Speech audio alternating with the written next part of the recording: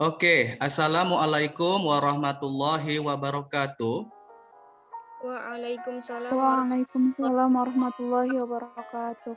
Selamat pagi semuanya. Bagaimana kabarnya pada pagi hari ini? Alhamdulillah, Sir. Alhamdulillah Oke. sehat, Sir. Nah, pada pertemuan kali ini kita akan membahas topik yang baru ya untuk semester ganjil ini.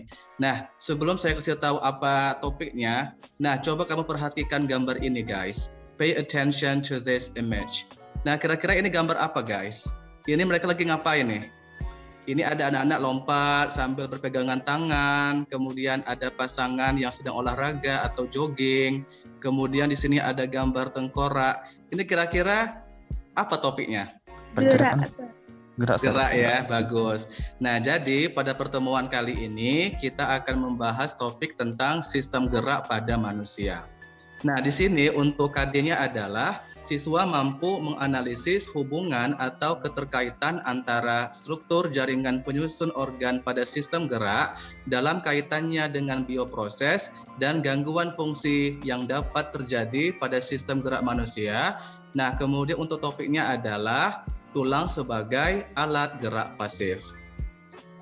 Nah, perhatikan peta konsep pada materi ini ya. Nah, jadi materinya adalah sistem gerak pada manusia. Nah, untuk pertemuan kali ini guys, kita hanya fokus kepada tulang saja sebagai alat gerak pasif. Nah, untuk pertemuan besok baru kita lanjutkan otot sebagai alat gerak aktif. Nah, pada tulang ini terdiri dari dua macam guys, yaitu tulang rawan atau kartilago dan tulang keras atau osteon atau tulang sejati. Tulang rawan ada 3 lagi, yaitu tulang hialin, tulang serabut atau fibrosa, dan tulang elastis. Sedangkan tulang keras terdiri dari tulang spongiosa dan tulang kompak. Oke, nah perhatikan gambar ini guys. Nah, tanggapan atau respon terhadap rangsangan yang datang dari dalam maupun luar akan menimbulkan pergerakan, baik pada tumbuhan, hewan, maupun manusia. Nah, gerak pada tumbuhan itu sangat susah untuk kita amati. Namun, pada hewan dan manusia, pergerakannya terlihat dengan jelas dan mudah kita amati. Setiap hari, manusia banyak melakukan aktivitas atau kegiatan, mulai dari bangun tidur hingga kembali tidur lagi. Nah, kegiatan tersebut pastinya melakukan banyak sekali pergerakan, misalnya seperti berjalan, berlari, melompat, dan sebagainya. Nah, kebutuhan tersebut untuk dapat melakukan suatu pergerakan yaitu rangsangan, yaitu penyebab gerakan ke arah yang dituju, seperti dorongan, yaitu kegiatan tubuh yang melawan habitat, dan keseimbangan, yaitu memulihkan keseimbangan yang hilang untuk sementara waktu. Nah, manusia memiliki kemampuan untuk bergerak secara aktif. Gerakan tersebut disebabkan oleh adanya kerjasama guys, atau kolaborasi yang kompak antara tulang dan otot. Nah, tulang tidak dapat bergerak jika tidak digerakkan oleh otot. Nah, otot dapat menggerakkan tulang karena memiliki daya kontraksi. Oleh sebab itu, otot dikatakan sebagai alat gerak aktif, sedangkan tulang dikelompokkan sebagai alat gerak pasif. Nah, otot menempel dan menghubungkan tulang yang satu dengan tulang yang lainnya. Jadi, penunjang dengan menggunakan sejumlah organ saat melakukan kegiatan itu disebut dengan sistem gerak atau movement. Nah, sistem gerak ini adalah hasil dari kerjasama atau kolaborasi yang dilakukan dari rangka, persendian, dan otot. Nah, jadi guys, perlu kamu ketahui bahwa sistem gerak ini dikelompokkan atau melibatkan 3 bagian guys, yaitu rangka atau tulang, persendian, dan otot. Nah, jadi pada pertemuan kali ini kita fokus kepada tulang saja ya guys, atau rangka sebagai alat gerak pasif. Nah, perhatikan gambar ini guys. Ini adalah gambar rangka pada manusia ya. Nah, manusia memiliki rangka dalam yang disusun oleh tulang keras atau tulang rangka dan tulang rawan atau kartilago. Rangka manusia dibentuk dari tulang tunggal atau gabungan tulang seperti tengkorak yang ditunjang oleh struktur lain seperti ligamen, tendon, dan otot. Nah, rangka pada manusia tersusun atas kurang lebih 206 buah tulang yang memiliki bentuk serta ukuran yang bervariasi atau yang berbeda. Nah, kerangka tubuh bagian dalam dilindungi atau ditutupi oleh kulit dan daging. Hal ini bertujuan untuk apa, guys? Untuk melindungi bagian-bagian dalam kerangka yang bersifat lunak dalam menghindari adanya kerusakan atau gesekan yang timbul, ya, akibat dari gesekan organ-organ lain yang lebih keras dibandingkan organ-organ yang lunak tadi. Nah, jadi sebetulnya fungsi rangka ini adalah untuk melindungi bagian tubuh yang ditutupi oleh kulit dan daging. Nah, tulang memiliki fungsi utama, yaitu sebagai alat gerak pasif. Artinya, alat tersebut digerakkan oleh organ atau alat lain yang disebut dengan otot, ya. Nah, tulang terbentuk oleh kandungan kalsium berupa garam yang melekat dengan bantuan kolagen. Nah, bentuk tulang bisa berubah-ubah, guys, atau bisa mengalami kelainan seperti infeksi penyakit, faktor nutrisi atau makanan atau gizi pada masa perkembangannya. Nah, selain sebagai pelindung atau proteksi pada organ yang bersifat lunak, rangka juga memiliki fungsi-fungsi yang lain, guys. Sebagai alat gerak pasif tadi, kemudian tempat melekatnya otot, ya, kemudian tempat produksi sel-sel darah, sebagai penegak posisi tubuh, pemberi bentuk tubuh, tempat menyimpan zat kapur, serta pelindung alat-alat vital seperti jantung, otak, mata, dan paru-paru. Nah, jadi fungsi rangka adalah memberi serta menentukan bentuk tubuh, ya. Agar dia tegak seperti ini, maka ini adalah fungsi dari rangka kita atau skeleton kita. Kemudian sebagai alat gerak pasif, dia bisa bergerak apabila digerakkan oleh otot, ya. Jadi harus ada kolaborasi nih antara tulang dan otot agar bisa bergerak. Kemudian melindungi organ tubuh bagian dalam atau organ internal. Kemudian tempat melekatnya otot rangka, menunjang tegaknya tubuh, serta tempat pembentukan sel-sel darah, ya. Nah, rangka ini, guys, kita kelompokkan menjadi dua bagian, yaitu rangka aksial dan rangka apendikular. Nah, rangka aksial adalah rangka yang terletak pada sumbu tubuh, ya, sedangkan rangka apendikular adalah rangka yang terletak di luar sumbu tubuh. Jadi aksial itu ada pada sumbu tubuh, sedangkan apendikular ada di luar sumbu tubuh, ya. Nah, kita bahas satu persatu. Yang pertama, rangka aksial. Nah, rangka aksial ini terdiri dari tulang tengkorak, tulang hyoid, dan tulang belakang.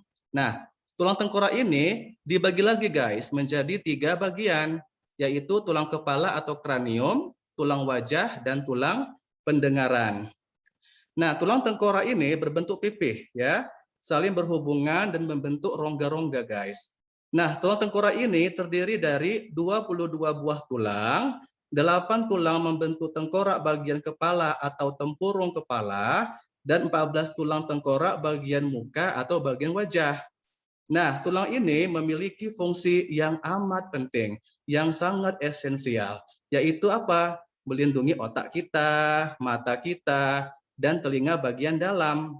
Nah, tulang tempurung kepala juga tersusun dari tulang dahi, atau disebut juga dengan os frontal, kemudian tulang kepala, ya, tulang kepala belakang atau os oksipital, kemudian tulang ubun-ubun disebut dengan os parietal, tulang baji, ini ya gambarnya, tulang baji atau disebut juga dengan os sphenoid, kemudian tulang tapis, ya, disebut dengan os ethmoid, dan tulang pelipis, ya, disebut dengan os temporal.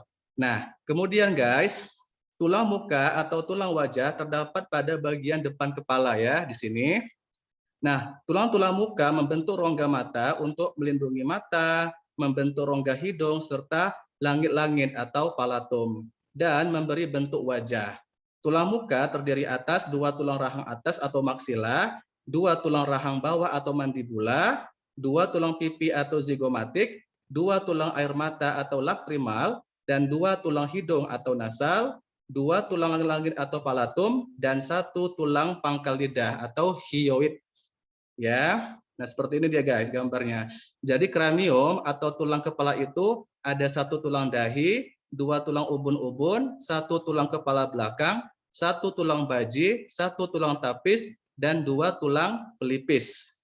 Nah, sedangkan tulang wajah terdiri dari 2 tulang rahang atas atau maksila, 1 tulang rahang bawah atau mandibula, 2 tulang pipi, 2 tulang langit-langit, 2 tulang hidung, 2 tulang air mata atau lakrima, 1 tulang mata baja, dan 2 tulang kongka nasal interior.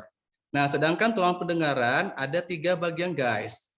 Jadi ada 2 tulang martil atau maleus, 2 tulang landasan atau incus, dan 2 tulang sanggurdi atau stapes. Jadi ada 3 jenis tulang pendengaran atau auditori, tulang martil, landasan, dan sanggurdi. Nah, kemudian untuk tulang belakang ya. Tulang belakang ini memiliki fungsi atau peranan untuk menyangga tubuh kita agar berdiri tegak seperti ini. Ya.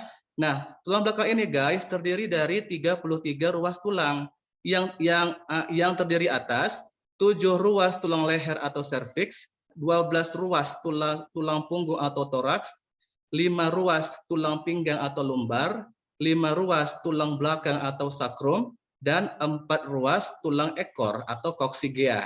Ya, ini gambarnya guys. Jadi 7 ruas tulang belakang. Ruas ini sama dengan segmen ya. Jadi 7 segmen tulang belakang, 12 segmen tulang punggung, 5 segmen tulang pinggang, 5 segmen tulang kelangkang ya atau sakrum, dan 4 segmen tulang ekor atau koksigea. Nah, kemudian tulang dada. Di sini ada manubrium sterni atau tulang hulu, corpus sterni atau tulang badan, dan processus xiphoides atau tulang taju pedang. Ya. Nah, kemudian juga di sini ada tulang rusuk, guys. Ya, bisa dilihat gambarnya. Nah, di sini ada 3 jenis, yaitu rusuk sejati, rusuk palsu, dan rusuk melayang. Nah, tulang rusuk terdiri dari 7 pasang tulang rusuk sejati, 3 pasang tulang rusuk palsu, dan 2 pasang tulang rusuk melayang. Ya, ini gambarnya bisa dilihat. Sedangkan rangka apendikular terdiri dari tulang anggota gerak atas dan anggota gerak bawah, guys. Ya. Nah, tulang anggota gerak atas terdiri dari tulang gelang bahu, tulang lengan atas, dan tulang lengan bawah. Ya. Nah, kita bahas nih. Tulang anggota gerak pada manusia terdiri atas tungkai depan atau tulang anggota gerak atas yang bersambungan dengan gelang bahu tungkai dan tulang anggota gerak bawah yang bersambungan dengan gelang pinggul ya. Nah, kalau tulang anggota gerak bagian atas itu merupakan tulang bagian yang terdiri atas gelang bahu, 2 tulang lengan atas, 2 tulang pengumpil, 2 tulang hasta, 16 tulang pergelangan tangan, 10 tulang telapak tangan, dan 28 tulang jari-jari tangan. Ya, itu bagian atas, guys. Kemudian, tulang hasta dan tulang pengumpil merupakan tulang lengan bawah. Ya, tulang hasta letaknya searah dengan sisi kelingking, sedangkan tulang pengumpil letaknya searah dengan ibu jari. Tulang pengumpil dapat digerakkan di atas tulang hasta atau biasanya gerakan memutar ya. Nah, sedangkan tulang anggota gerak bagian bawah ya, itu terdiri atas gelang panggul, 2 tulang paha, 2 tulang tempurung lutut, 2 tulang kering, 2 tulang betis, 14 tulang pergelangan kaki, 10 tulang telapak kaki, dan 28 tulang jari-jari kaki. Nah, kaki atau tungkai memiliki fungsi utama untuk menopang berat tubuh dan mengatur gerak tubuh ketika berjalan. Ya, seperti ini. Ini gambar dari anggota gerak bagian atas ya, dari tulang lengan atas hingga tulang jari-jari tangan. Nah, selanjutnya kita masuk ke sumsum tulang. Jadi ada red marrow atau sumsum tulang merah dan yellow marrow atau sumsum tulang kuning ya guys. Nah, sumsum tulang mengisi rongga bagian dalam tulang. Ada 2 macam sumsum tulang pada manusia guys, yaitu sumsum tulang merah atau bahasa Latinnya medulla ossea rubra, bahasa Inggrisnya adalah red marrow, dan sumsum tulang kuning. Bahasa Latinnya medulla ossea flava, bahasa Inggrisnya yellow marrow. Kita bahas ya. Nah, kalau sumsum tulang merah atau red marrow merupakan tempat pembuatan sel-sel darah merah atau eritrosit. Pada anak-anak, sumsum merah ini terdapat pada tulang tengkorak. Pada orang dewasa, sumsum merah ini terdapat antara lain pada tulang tengkorak, ruas-ruas tulang belakang, dan tulang rusuk. Ya. Nah, sedangkan sumsum tulang kuning atau yellow marrow terdapat pada tulang anggota gerak orang dewasa. Ya, jadi kalau pada red marrow pada anak-anak, sedangkan yellow marrow itu pada orang dewasa, guys. Nah, sumsum kuning ini terbentuk dari campuran sel jaringan ikat, misalnya jaringan lemak dan sumsum merah. Untuk kesehatan dan pertumbuhan sel-sel, tulang membutuhkan vitamin D, ya. Proses pembentukan vitamin D dalam tubuh sangat dipengaruhi oleh sinar ultraviolet atau sinar matahari.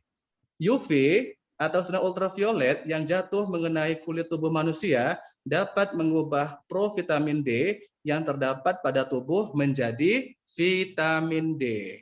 Nah, selanjutnya kita bahas tentang proses pembentukan tulang atau yang biasa kita kenal dengan osifikasi, ya. Nah, pada banyak kerangka avertebrata atau hewan yang tidak bertulang belakang, kalsium terdapat sebagai kalsium karbonat. Sedangkan pada hewan vertebrata atau hewan bertulang belakang sebagai kalsium fosfat. Selain itu, terdapat pula zat-zat lain seperti garam-garam magnesium dan strontium. Kerangka dapat terdiri dari zat-zat organik khusus seperti kitin dan kolagen atau kompleks zat organik dan anorganik, guys. Nah, kompleks ini sangat kuat. Karena apa? Karena zat anorganik tahan terhadap tekanan dan komponen organik tahan terhadap tegangan dan memberi elastisitas, ya, atau kelenturan. Nah, awal pembentukan rangka berupa tulang rawan dulu, guys. Ya, pada manusia terbentuk secara sempurna pada akhir bulan kedua atau awal bulan ketiga pembentukan embrio. Nah, jadi perlu kamu ketahui bahwa awal pembentukan rangka itu masih berupa kartilago atau tulang rawan. Nah, pada manusia itu terbentuk secara sempurna itu di akhir bulan kedua atau awal bulan ketiga pembentukan embrio. Nah, rangka tulang rawan dibentuk oleh jaringan mesenkim yang mengalami osifikasi atau penulangan. Jadi osifikasi ini adalah pembentukan tulang rawan menjadi tulang. Osifikasi dimulai dari pembentukan sel-sel osteoblast atau sel-sel pembentuk tulang pada rongga yang ada di tengah tulang rawan. Pembentukan tulang ini bertahap dari dalam keluar. Sel-sel osteoblast juga menempati jaringan pengikat yang ada di sekeliling rongga. Sel-sel tulang ini mengelilingi saluran Havertz yang berisi pembuluh darah kapiler arteri, vena, dan serabut saraf yang membentuk satu sistem yang disebut dengan sistem Havertz. Ya. Nah, pembuluh darah Havertz mengangkut zat fosfor dan kalsium menuju matriks sehingga matriks tulang menjadi keras strukturnya. Nah, kekerasan tulang inilah diperoleh dari kekompakan sel-sel penyusun tulang. Apabila matriks tulang berongga, maka akan membentuk tulang spons. Contohnya kita lihat pada tulang pipih. Sedangkan jika matriks tulang menjadi lebih rapat dan padat, maka akan terbentuk tulang keras atau tulang kompak. Contohnya pada tulang pipa. Nah, tulang pipa berbentuk tabung dengan kedua ujung membulat. Sebagian besar terdiri dari tulang kompak dan sedikit tulang spons, serta sumsum tulang pada bagian dalamnya. Nah, rongga sumsum tulang dan rongga tulang spons mengandung sumsum tulang kuning yang terdiri dari sel-sel lemak dan sumsum tulang merah sebagai tempat pembentukan sel darah merah atau eritrosit, ya guys. Nah, seperti ini guys proses osifikasi atau penulangan pada tulang kita ya. Nah, yang pertama, rongga di tengah tulang terisi oleh sel-sel pembentuk tulang atau disebut juga dengan osteoblast. Kemudian sel-sel tulang tersebut terbentuk secara konsentris, yaitu pembentukannya dari arah dalam menuju luar sel. Nah, kemudian Havertz terbentuk akibat adanya sel osteosit yang melingkari pembuluh darah dan sel-sel saraf atau neuron sehingga membentuk saluran Havertz. Dan inilah yang disebut dengan proses pengerasan tulang yang disebut juga dengan osifikasi. Ya. Nah, jadi proses ini berlangsung secara teratur ya guys. Nah, selanjutnya kita akan membahas tentang jenis-jenis tulang ya. Nah, yang pertama ada tulang rawan atau kartilago dan tulang keras atau osteon. Nah, kita bahas satu persatu. Tulang rawan atau kartilago ini bersifat lentur, ya, tersusun atas sel-sel tulang rawan atau kondrosit namanya, yang mensekresikan matriks atau kondrin berupa hialin atau kolagen. Nah, pada tulang rawan banyak mengandung zat perekat berupa kolagen dan sedikit mengandung zat kapur. Itulah sebabnya tulang rawan bersifat lentur atau elastis. Nah, sel-sel tulang rawan atau kondrosit ini dibentuk oleh kondroblas atau sel pembentuk tulang rawan. Nah, pada masa bayi atau masa pertumbuhan, sebagian besar tulang masih berupa tulang rawan. Namun seiring dengan pertumbuhan bayi dan pertambahan usia, maka tulang rawan tersebut banyak mengandung sel-sel dan mengalami penulangan atau osifikasi sehingga tulang tidak lentur lagi, melainkan tumbuh menjadi keras. Nah, akan tetapi tidak semua mengalami penulangan dan tetap berupa tulang-tulang rawan. Contohnya apa guys? Walaupun kita udah dewasa, sudah besar, namun kita masih memiliki tulang rawan. Contohnya pada apa guys? Daun telinga, ya kan? Coba kamu pegang telinga kamu, apakah lembut? Apakah lentur, elastis? Lembut, ya kan? Daun telinga, kemudian cuping hidung, ujung hidung kamu pencet-pencet lah, kamu pegang-pegang. Apakah lentur? Lembut kan? Nah, kemudian bronkus, itu bagian pernafasan kita di bagian dalam. Trakea, dan ruas-ruas tulang belakang. Jadi sebetulnya walaupun kita sudah dewasa atau tulang-tulang tadi mengalami proses osifikasi, namun kita juga masih memiliki tulang-tulang rawan seperti daun telinga, cuping hidung, bronkus, trakea, dan ruas-ruas tulang belakang. Ya.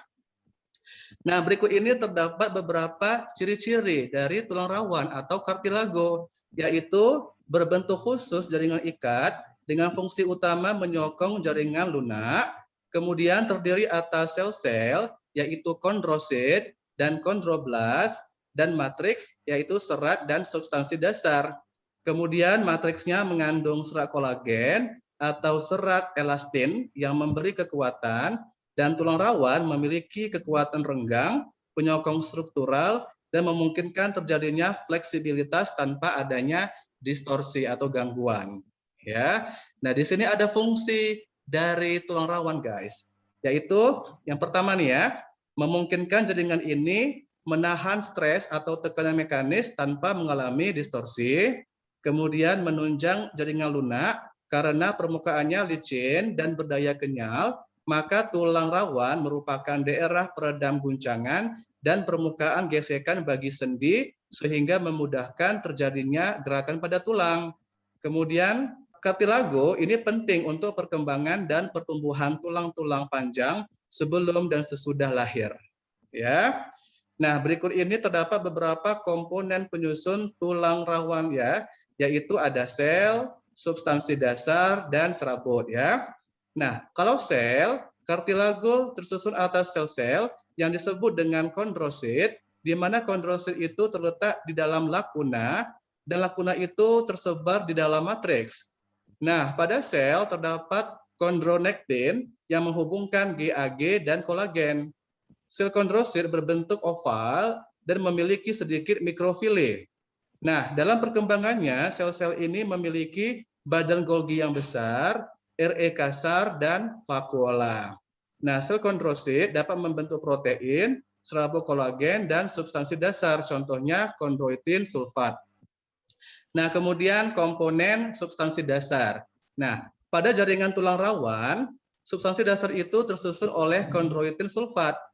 Nah, kondroitin sulfat itu merupakan asam proteoglikan atau basofilia yang terdapat pada dasar dari matriks. Nah, sel basofilia ini lebih terlihat pada matriks di sekitar lakuna di mana area tersebut mengandung sedikit serabut kolagen. Sedangkan pada daerah interteritorial, matriks lebih banyak mengandung kolagen ya. Nah, yang terakhir adalah serabut atau fiber. Nah, kebanyakan memiliki serabut kolagen ya. Nah, kemudian di sini ada 3 tipe atau 3 jenis dari tulang rawan guys atau kartilago. Yang pertama adalah tulang rawan hialin, yang kedua tulang rawan fibrosa atau serat atau serabut, dan tulang rawan elastis ya. Nah, kita bahas satu persatu. Tulang rawan hialin ini berwarna putih ya, berwarna putih, kebiru-biruan dan translucent atau dia berwarna bening ya. Nah, pada mamalia dewasa atau pada manusia terdapat di permukaan sendi pada sendi yang dapat bergerak seperti hidung ya, bagian pernafasan, larynx, trakea, bronki, ujung ventral iga, kemudian sebagai tempat untuk berartikulasi dengan sternum dan pada lempeng epifisis di mana ia berfungsi untuk pertumbuhan memanjang tulang. Nah, kita bisa menemukan tulang rawan hialin ini pada rangka janin, kemudian pada pernafasan kita, kemudian di bagian ujung tulang rusuk ya. Nah, kemudian guys, tulang rawan hialin ini berkembang dari mesenkim.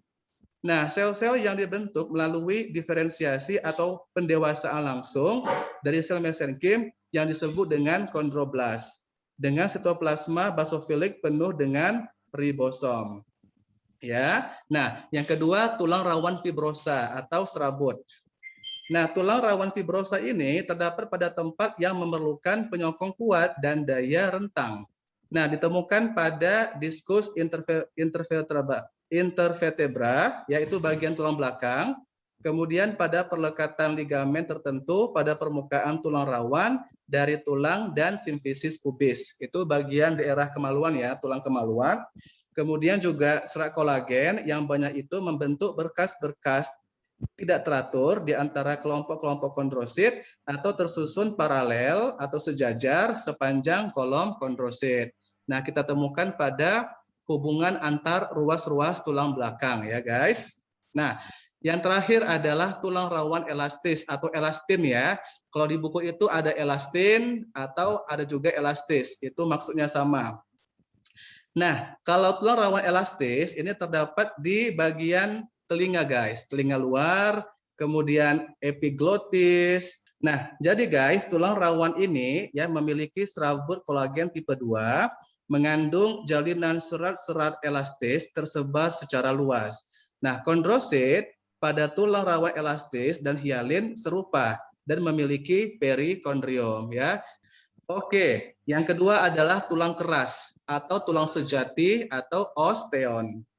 Nah, pembentukan tulang keras atau tulang sejati berawal dari kartilago atau berasal dari mesenkim. Tulang keras tersusun dari jaringan tulang keras yang terdiri dari sel-sel tulang atau osteosit yang membentuk lingkaran. Ya, nah di tengah-tengah sel tulang ini terdapat yang namanya saluran Havers ya.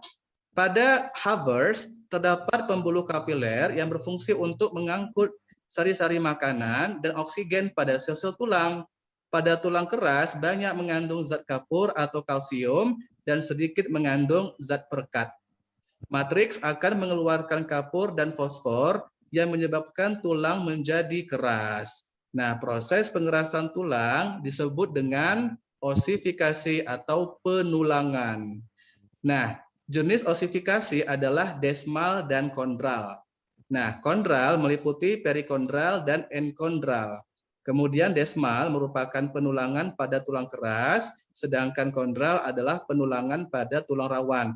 Jadi kalau proses penulangan pada tulang keras guys, itu namanya desmal. Sedangkan penulangan pada tulang rawan atau kartilago disebut dengan kondral ya.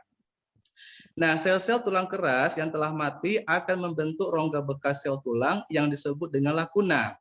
Nah, setiap lakuna dapat berhubungan satu sama lain melalui saluran-saluran kecil yang disebut dengan kanalikuli. Ini ya, kanalikuli. Nah, tulang keras terdapat juga pada seluruh tulang anggota gerak. Lapisan luarnya keras, contohnya pada tulang kompak dan mengelilingi rongga yang disebut dengan rongga sumsum. Jadi guys, tulang ini tidak rapat tetapi berongga di tengahnya. Apabila semua tulang kita itu rapat tanpa rongga, maka tubuh kita itu sangat berat dan kita susah untuk melakukan pergerakan ya. Makanya tulang itu ada rongga-rongganya agar kita lebih fleksibel untuk melakukan pergerakan atau aktivitas. Nah, di sini ada ciri-ciri dari tulang keras guys, yaitu mudah patah atau retak, kemudian banyak mengandung zat kalsium dan fosfor, sementara sedikit mengandung kolagen. Kemudian susunan sel tulang membentuk lingkaran konsentris yang berlapis ya, dari dalam menuju luar. Kemudian pada tulang keras ada havers ya, yang terdiri dari pembuluh darah yang berfungsi untuk memberikan nutrisi pada tulang, serta jaringan tulang keras ini disusun oleh sel-sel tulang atau osteosit, sel-sel pembentuk tulang atau osteoblas, dan sel-sel perombak tulang atau osteoklas. Ya, jadi ada osteosit ya, merupakan sel-sel tulang dewasa, osteoblas merupakan sel-sel tulang muda yang akan membentuk osteosit, dan osteoklas merupakan sel yang berkembang dari monosit dan terdapat di sekitar permukaan tulang ya. Nah, ini adalah ciri-ciri atau karakteristik dari tulang keras atau osteon atau tulang sejati. Yang terakhir guys, kita membahas tentang pembagian atau pengelompokan tulang keras ya. Berdasarkan matriksnya, maka tulang keras dapat kita bedakan menjadi dua jenis, yaitu tulang kompak dan tulang spons. Ya, jadi perhatikan, berdasarkan matriksnya atau bahan penyusunnya, tulang keras dikelompokkan menjadi tulang kompak dan tulang spons. Ya, nah tulang kompak ini memiliki tekstur halus dan kuat. Sebanyak 80% tulang dalam tubuh kita dibentuk oleh tulang kompak ini guys. Di antaranya telapak tangan, tulang hasta, lengan atas, ruas jari tangan, jari kaki, betis, paha, selangka, dan sebagainya. Nah, jadi matriksnya rapat, kemudian antar saluran Havers dihubungkan oleh saluran Volkmann. Ya, nah, sedangkan tulang spons ini memiliki matriks atau bahan penyusun yang berpori atau berongga yang terdapat sumsum tulang merah yang menjadi tempat terjadinya produksi sel darah merah tadi. Nah, contohnya kita temukan pada tulang pipih dan tulang pendek. Ya, jadi guys, spons ini terdiri dari trabekula, di mana rongganya ini diisi oleh sumsum merah, ya, sebagai tempat produksi sel-sel darah merah atau eritrosit. Nah, sedangkan berdasarkan bentuknya, maka tulang keras dibedakan menjadi 3, yaitu tulang pipih, tulang pendek, dan tulang pipa. Ya, nah tulang pipih ini memiliki bentuk pipih ya, sesuai dengan namanya pipih, berarti bentuknya pipih di kedua sisinya. Nah, tulang pipih ini dapat ditemui pada tulang rusuk, ya, tulang belikat, tulang tengkorak. Ada 3 ya, tulang rusuk, tulang belikat, dan tulang tengkorak. Nah, di dalamnya ini berisi sumsum merah, ya, tempat pembuatan sel-sel darah merah dan sel-sel darah putih. Jadi di sini kita temukan sumsum merah sebagai tempat produksi eritrosit dan leukosit, ya. Nah, yang kedua tulang pendek. Nah, di sini guys, tulang pendek ini ukurannya kecil dengan bentuk bulat atau segi 4 atau bahkan tidak beraturan. Nah, kita dapat menemukan tulang ini di bagian pergelangan tangan, tulang pangkal kaki, dan ruas-ruas tulang belakang. Nah, kemudian di sini guys, berisi sumsum merah sebagai tempat pembuatan sel darah merah dan sel darah putih. Nah, tulang ini memiliki inti tulang spons yang dikelilingi oleh tulang kompak. Oke, nah sedangkan tulang pipa ini sesuai dengan namanya, maka bentuknya seperti pipa ya, atau berbentuk silindris dan berlubang di bagian tengahnya, persis seperti pipa. Nah, tulang paha, betis, dan kering adalah contoh dari tulang pipa. Nah, tulang pipa ini terdiri dari epifisis, yaitu bagian ujung tulang yang membesar seperti bongkol, dan diafisis atau bagian tengah tulang di antara dua epifisis. Nah, jadi berdasarkan bentuknya kita bisa mengelompokkan tulang keras menjadi tulang pipih, tulang pendek, dan tulang pipa. Oke, demikianlah pembahasan pada pagi hari ini tentang tulang sebagai alat gerak pasif. Apabila ada pertanyaan dari kalian, silakan ditanyakan di grup kita, atau apabila nanti videonya sudah diupload ke YouTube, silakan dibuka ya. Jangan lupa dibuka videonya, dibuka kemudian ditonton, di like sama di komen ya kalau ada pertanyaan lebih lanjut. Nah, terima kasih atas perhatiannya. Wassalamualaikum warahmatullahi wabarakatuh. Waalaikumsalam warahmatullahi wabarakatuh. Oke, sampai jumpa pada pertemuan berikutnya. See you tomorrow.